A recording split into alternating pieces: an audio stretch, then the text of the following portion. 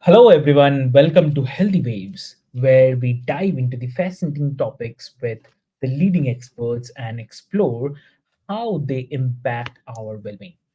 So, today we are excited to explore how resistance training can not only build the physical strength but also enhance the confidence and foster the meaningful friendships. So, join us as we engage in the thought provoking discussions with our esteemed guest on the transformative power of lifting and connecting. So, today I'll introduce you to our one of our guests, Jewel Human. So, welcome to the show, Jewel. Thank you so much for having me. I'm excited to be here with you. Lovely, lovely. So like before we start, I would quickly love to introduce you to all of our listeners that um, Jewel is a connection enthusiast with a background in the psychology and the sociology, and a pending master's in the social work. With over like 4,000 hours of coaching on friendship and a mission to tackle the loneliness is a I mean post-pandemic world, Jewel uses evidence-based self-help and the latest friendship research to help the woman cultivate nourishing friendships. So her journey from feeling isolated to building the fulfilling connections provide valuable insights into how meaningful relationships can enhance our lives. So, why to wait? Let's join us and explore with Joel. So, welcome to the show again, Joel. Thank you so much. Thank you so much. Lovely. Happy to be here, and thank you for introducing me that way. So, Joel, to start with, how do you see the link between the physical activities like resistance training and building stronger relationships or the friendships? What do you see? Definitely.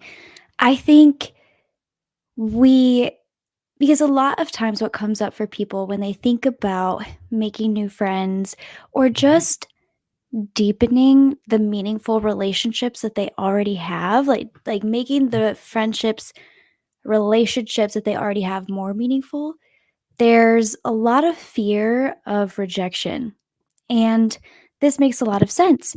Our brain is wired to avoid pain, and rejection is one of the most painful experiences that we have as humans. We have our brains light up the exact same way when we experience physical pain as when we experience rejection. So we are very wired to avoid this. And so by expanding our capacity to honestly fear rejection, because that's normal. The fear of rejection is normal. I always tell clients, even if you are so self confident, you are so secure, on some level, you are still going to fear rejection. And that isn't completely normal. But expanding our capacity to fear rejection, to be uncomfortable, to be like, oh, this person may reject me, whether I'm reaching out to them as a new friend or I'm having a very vulnerable conversation with them as an established friend. Expanding your capacity around that, it very much, in my opinion, relates to resistance training because it's really about building that muscle. Okay, understood. Also, um, okay, what according to you are some of the common barriers that women face when uh, trying to form that meaningful friendships? So, what do you see? Yeah, especially for women. We have been socialized to look down upon our other woman. Truthfully, and this is, goes like for so much of the world, uh, living in patriarchal societies, we are wired to, or not wired, but we are trained and socialized to not trust other women, to see other women as catty, or to think of other women as drama, to Mm. have fear around, oh, these other women are going to reject me. I don't feel as safe with them. I cannot tell you how often I am coaching women on their thoughts on other women. Mm. And Understood. so that is a very common barrier, is our mistrust of each other, and truly like our thoughts about each other, like, oh, they are going to judge me. Women also, relationships between women are more fragile than relationships between men. And what this really means is that women have deeper relationships emotionally. We get more emotionally intimate with each other as women. And typically, they say that women have like face to face friendships and men have side by side friendships. And male friendships tend to focus on an activity, whether that's video games, sports. Mhm. We are doing this thing side by side together. And their relationships might not be, most of the time, again, this is research, it goes, everybody is in different situations, but Mhm. most of the time when men have these side by side relationships, there's nothing like there's nothing really like fragile about that. Like, okay, we always go around this activity, we always play video games together, we always like center around soccer and we do this thing together. Whereas women, if we are face to face and we're getting very emotionally deep, and again, we have this socialization of we can't trust each other as women, it leads to us being like more emotionally invested and therefore sometimes more emotionally hurt by each other. Women are also typically very socially perfectionistic in general. And what that means is most of the time women are more likely to have social anxiety compared to men. And it's because we expect ourselves to be perfect, a lot of us do anyway, in life and in social situations where I say the right thing at the right time in the right way, I get the right reaction, I'm the right amount of assertive and soft, I'm the right amount of, confident and humble. Mhm. And we hold other women to those impossible standards as well. So we're not just holding ourselves to that, but we're projecting that onto other women. So we're projecting that onto our friends of, oh, my friend didn't react the right way to me sharing this news. My friend didn't support me in the right way. And because we don't trust each other as much as women, a lot of times, and I cannot tell you how many times people come into sessions and they are either doing this or they are having this done to them, where they don't talk about it with each other, even though the relationships are so emotionally deep. They don't talk about it because they don't trust each other. And so then resentment starts to build up. And then they start to do what I call like the slow fade.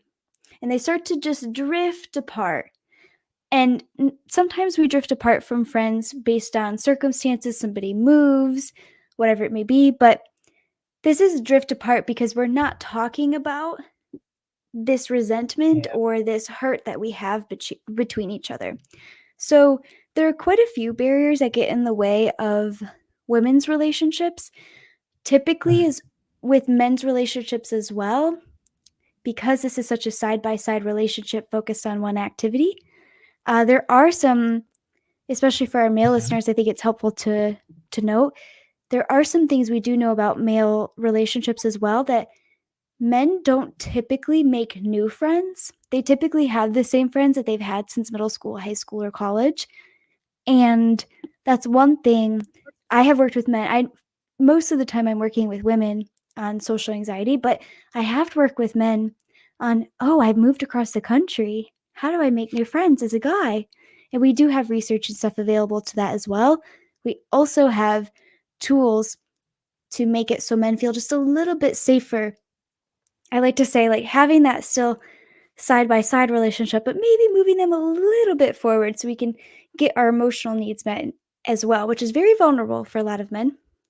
Um, but just doing that a little bit more makes a world of difference in men's satisfaction in their friendships too. That's really lovely for explaining. Yeah.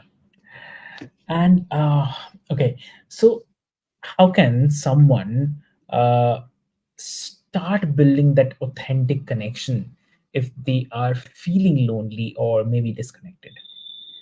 Yeah. So most of the time, people are lonely because they don't have the meaningful bonds that they want. And I actually just taught a workshop on this weekend. Okay. And so, just to give a couple of the things that we talked about in the workshop that I find to be the most impactful, actually, I'm going to give three because I think these are really helpful.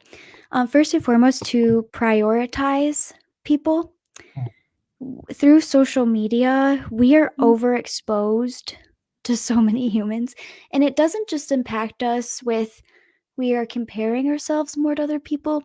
It also impacts us with, oh, I see that coworker that I really got along with hanging out with other coworkers. Like, even though I haven't seen this person in 5 years, oh, they're still friends with somebody else we used to work with. Why don't I hang out with them? Or, oh, this person, this friend of mine is catching up with this friend, even though you yourself might go catch up with other friends.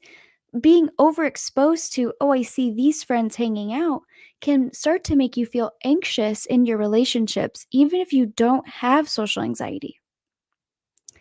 It can start to make you feel anxious in your relationships.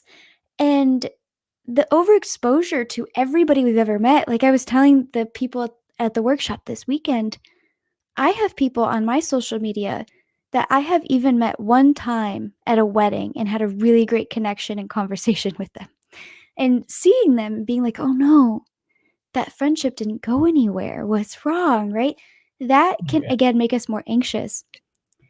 Yeah. And we can often spread out too far of our efforts. Like, I find a lot of my clients go through these periods where they're very graspy for people and they try to hang out with so many people, talk with so many people, and then they Yeah. literally socially burn themselves out and then they avoid people for days.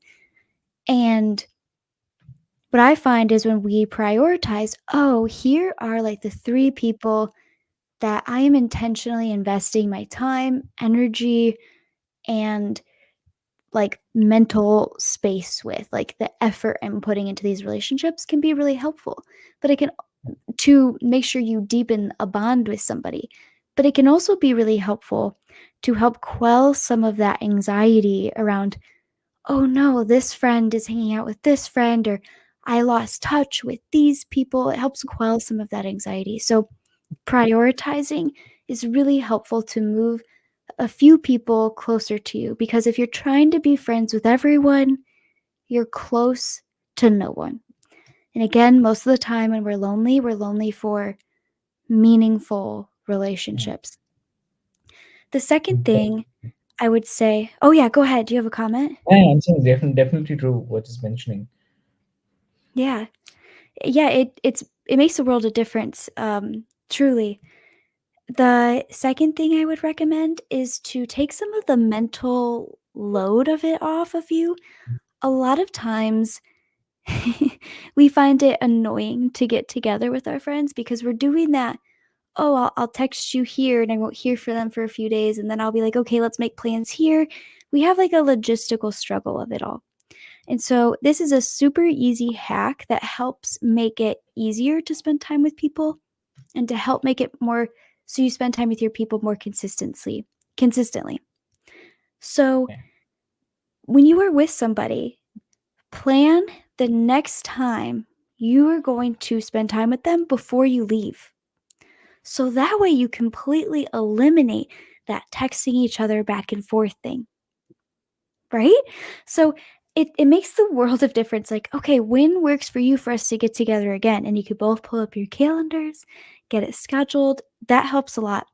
Also, Yeah. building routines and traditions is really helpful. So, a routine that my friends and I have, actually, today, the day we're recording this is Monday.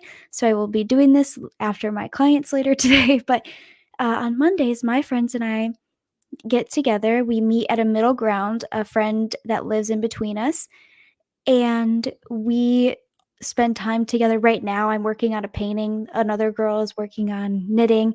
One girl is normally like on her computer finishing up like mindless work for the day. and we just spend time with each other consistently on Mondays, and we do our own thing together.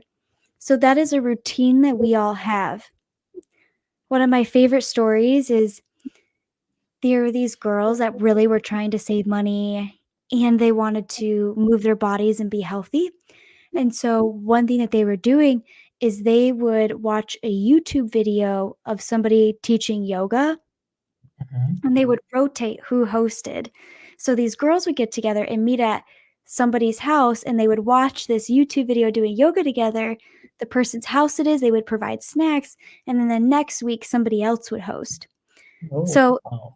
what a great routine, right? You're saving money, spending time with your friends, and Exactly. moving your And body. it changes the mood as well. Like you feel sometimes new things happening. Yeah, Yeah, yeah. exactly. So doing that, doing like yearly trips with your friends, yearly camping trips, traditions like that, that helps make it easier. So prioritizing, creating routines, traditions, asking for when you can see them next before you leave.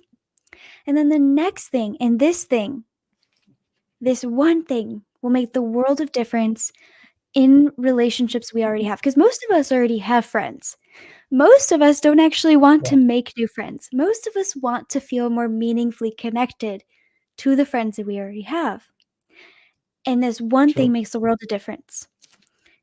And that is to ask your friend how they are feeling about the relationship, how they are feeling about the friendship.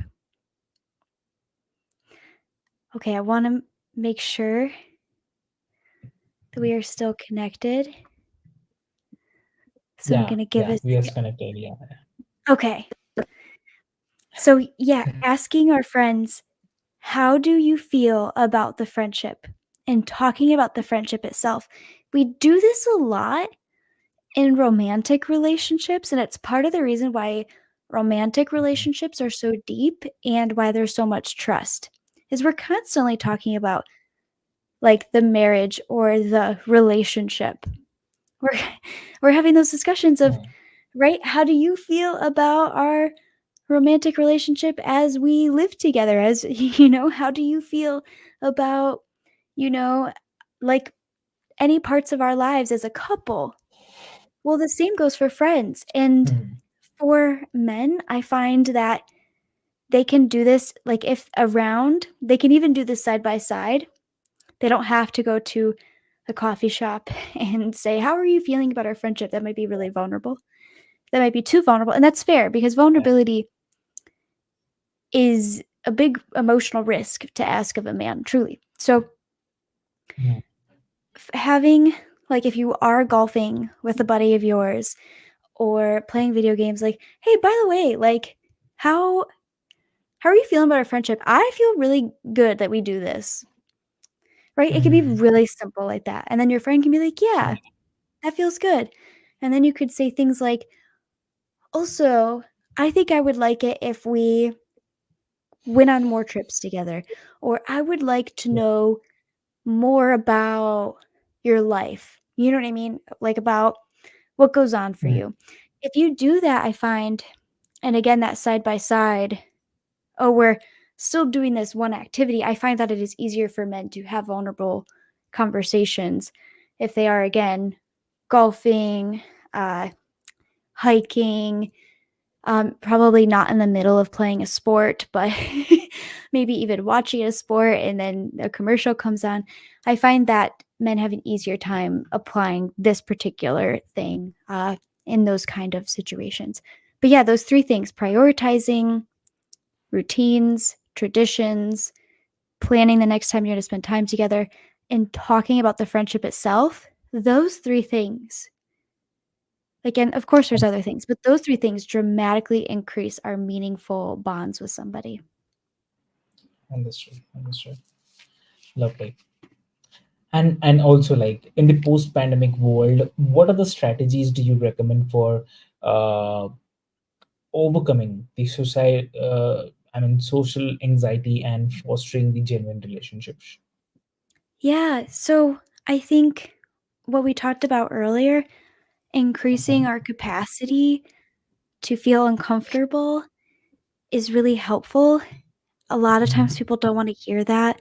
We got really comfortable, being inside our houses with our Yeah. families, with ourselves, with our partners.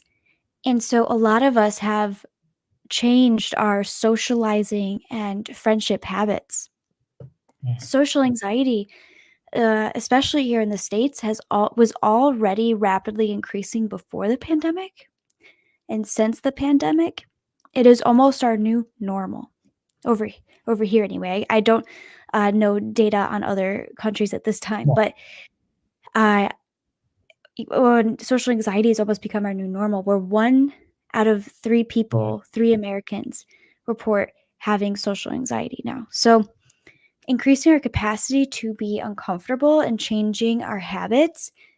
And you might want to start small. It might be like, okay, no matter what, especially if you're working from home, like I work remotely and own my own business, y'all. I I was telling the workshop attendees, I was telling at the workshop I taught, I was telling the attendees that I I work from home and I have a couple of team members that work with me, but primarily I work alone besides doing client sessions. And I work remotely in my house. So just because my business is about connection does not mean that I don't also have to apply everything else I am teaching y'all Yeah. to my own life.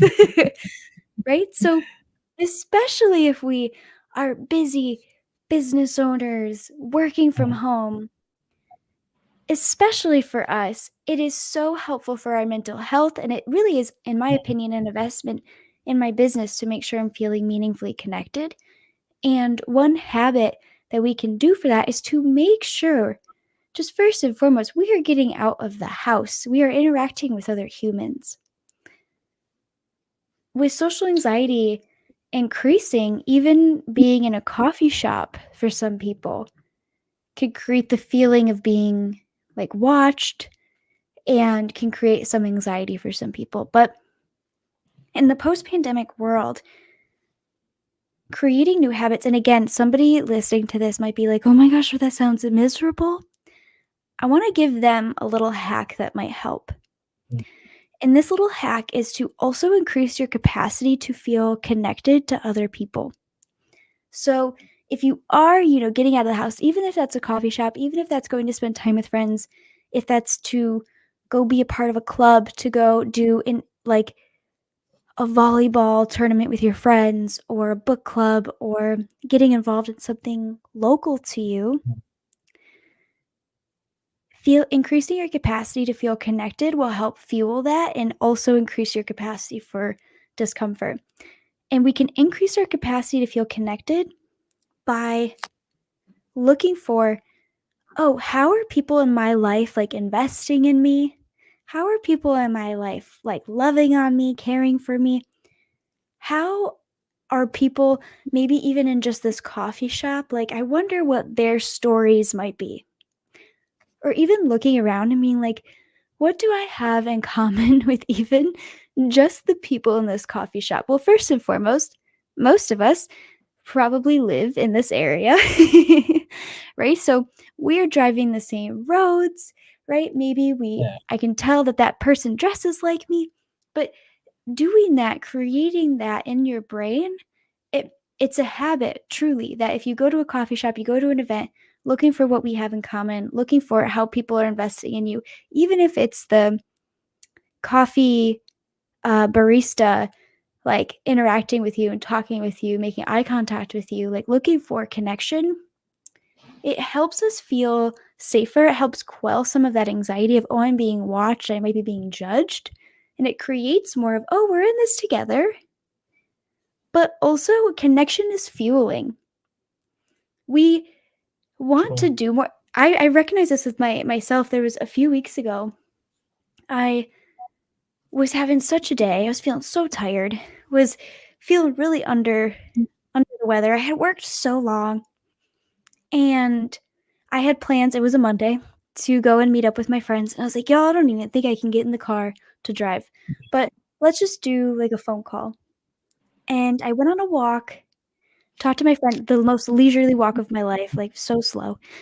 But by talking to them, and again, I was kind of like, even me, right? I like somebody that thinks about this constantly, works with people constantly on this. I was like, okay, let's do this thing.